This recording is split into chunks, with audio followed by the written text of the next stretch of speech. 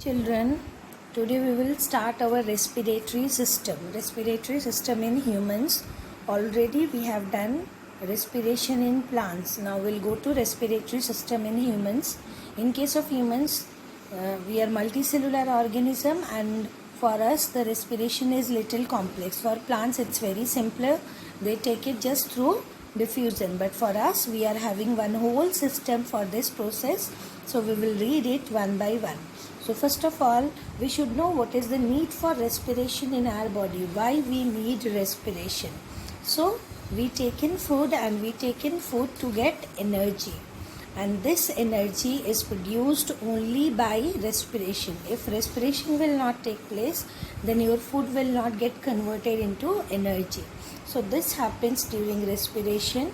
Your glucose, in the presence of oxygen, it changes into carbon dioxide, water vapor, and energy that is stored in the form of ATP, 38 ATP of energy. So there are 5 important points to remember about this chemical reaction of respiration. So what are these points? This part of respiration yielding energy occurs inside the living cell, and hence it is called cellular or tissue respiration. So when the food gets digested, it goes to each and every cell, and when oxygen comes to that particular cell, this food, it gets oxidized and it gives out carbon dioxide, water vapor, and energy. So since this reaction is taking place inside cell, so it's better we call it cellular respiration. Okay. Now the breakdown of glucose to carbon dioxide and water, it does not occur in a single step but in a series of steps. So here we have written it in a single step. You can see we have written it as a single reaction, but actually it is not a single step process. It takes place in various steps. Okay. So the first step, it takes place in cytoplasm, and the second step, it takes place inside the mitochondria. So inside mitochondria only the energy is released. So the first step, what we call glycolysis, where glucose breaks down into a 3-carbon compound, that is pyruvate, that takes place in cytoplasm. And the second part, that is Krebs cycle, it takes part in your mitochondria. Each breakdown step is due to a particular enzyme. Every physiological process inside our body, children, it takes place only in the presence of enzymes. So likewise, this respiration also needs enzyme. The energy liberated in the breakdown of glucose molecule is not all in the form of heat, but a large part of it is converted into chemical energy in the form of ATP, that is adenosine triphosphate. We have already read adenosine triphosphate in case of respiration in plants also. So the energy which is released, some part is in the form of heat energy, and rest is chemical energy which is stored in the form of ATP, that is adenosine triphosphate. So in a particular reaction we get cellular respiration, we get 38 molecules of ATP. The essential steps of cellular respiration are same in plants and animals. So the steps are same in plant and animal. The cellular respiration, it is same in plant and animal. What is different is the process of breathing. We breathe in and out, and then only it goes for cellular respiration.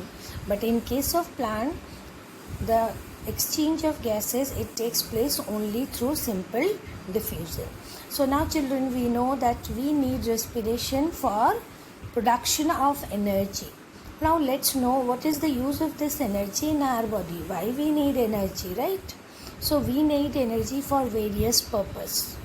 For every small thing we need energy. Even when we are sleeping, we need energy, maybe little less energy, but even that time we need energy. So we need energy for synthesis of protein from amino acid. We know proteins are made up of amino acid. So in our body, one type of protein breaks into amino acid. It again combines back to form a new type of protein which is used in our body. Whole of our body, it is made up of a number of proteins. Your enzymes are proteins, hormones protein, cell membrane is protein. So the synthesis of protein from amino acid, it needs energy. Production of enzymes needs energy. Contraction of muscles for movement, that also needs energy. We know we cannot move without contraction and relaxation of our muscles, and for that we need energy. Conduction of electrical impulses in a nerve cell. We have read little bit of nervous system in previous classes, so we know nerve impulses, they are conducted through nerve cell and it reaches our brain. Brain gives information and then the impulse comes back. So for this conduction also we need energy. Production of new cells by cell division. One cell divide into two, two into four, and likewise we grow. The cells are also living beings, so they are having a lifespan and they die after that time, and new cells are produced. So production of new cells, it also requires energy. In keeping the body warm, we are warm-blooded animals. We are warm-blooded animal, that means our body temperature is constant. Birds and mammals, they are two group of animals whose energy need is more than other animals. The reason is we are warm-blooded animal and we need more energy to keep our body temperature constant. We say we are homeothermal animal, that is our body temperature is constant. Now animals need more energy than plants. It's very obvious. Animals, they have to move from one place to another for their prey, in search of shelter. They have to do a lot of physical work. So animals, they keep on moving, and for that they need more energy. In case of plants, they are standing in one place. They are not moving about, so their energy need is less than us. Okay.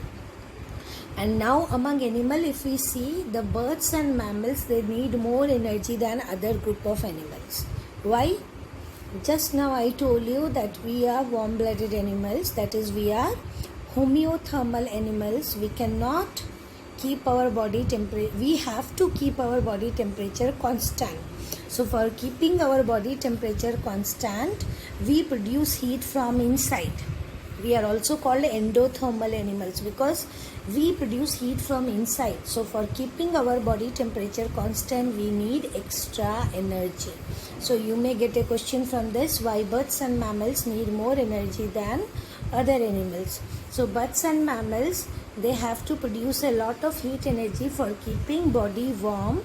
Birds and mammals, they are homeothermal animals, and for keeping their temperature constant, they need more energy than other animals. Now how we keep our temperature constant, children?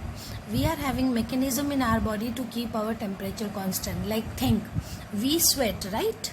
When we sweat in summer. Why we sweat in summer? Because when we sweat in summer, the sweat evaporates and it takes your body heat, cooling your body in return. We shiver, we clatter our teeth. When we shiver and clatter our teeth, we shiver and we clatter our teeth in winter. So shivering and clattering of teeth, these are emergency activity of muscle cells to produce extra heat to keep your body warm. So in summer, we try to keep our body cool by sweating.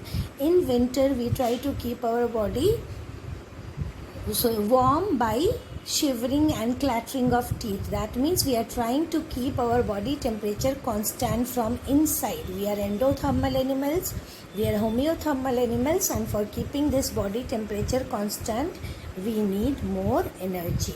So our energy need is more from any other animals. Now glucose has no alternative for respiration. You know, we are taking so many different types of food. We are taking carbohydrates, we are taking fats, we are taking proteins, but whenever we write respiration equation, we write glucose. Glucose plus 6O2 gives 6 CO2 plus 6 H2O plus 38 ATP of energy. So does this protein or other nutrients which we are eating, it do not give us energy? Or what happens to those nutrients?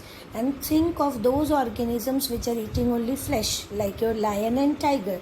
They are flesh eaters and they are mostly eating proteins. So in their body, how they get energy?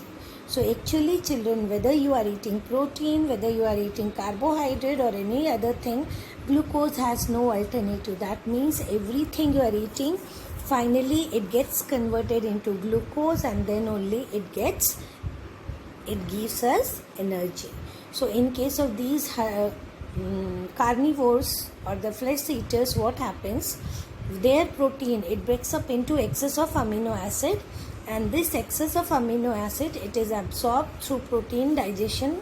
It is broken down into liver to produce sugar, and the nitrogenous part is converted into urea, which gets excreted out. So the glucose which is produced, it is used by those animals for their energy, and in case they don't need it, this glucose, it gets converted into glycogen for the future need. So see, keep in mind what happens in these carnivorous animals. In these carnivorous animals, the excess of amino acid, it is broken down, it goes to liver, and this excess of amino acid, when it goes to liver, in liver, its nitrogenous part, it is converted into urea. This urea is toxic, so it is thrown out through kidney, and the leftover part, it changes into glucose. So finally what these animals are doing, they are producing glucose by breaking down of protein. This particular process which takes place in liver, it is called deamination. Deamination means removal of nitrogenous part. Okay, we'll read this thing again in digestion chapter. So deamination of amino acid takes place. The amino part or the nitrogen part, it is converted into urea and thrown out, and the leftover part, it is converted into glucose. This glucose gives them energy, and excess of glucose, it is stored in the form of glycogen in liver for future need. So every time when we are producing glucose, some glucose, it is used immediately for our need, and rest, it is converted into glycogen and it is stored in liver for future use. I hope this part is clear. Let's see the progress check. Respiration is a process of releasing energy by breaking down glucose for carrying out life processes. Write the overall chemical equation representing the above definition of respiration. So overall chemical reaction will be C6H12O6 plus 6O2 gives 6CO2 plus 6H2O plus 38 ATP. In what form is energy liberated in respiration? So energy is liberated in the form of heat energy and chemical energy, which is stored in the form of ATP. Give 2 examples of life activity which need energy. Many activities were there in the previous page. You can write any 2. We can write conduction of nerve impulse and contraction of muscles. For this we need energy.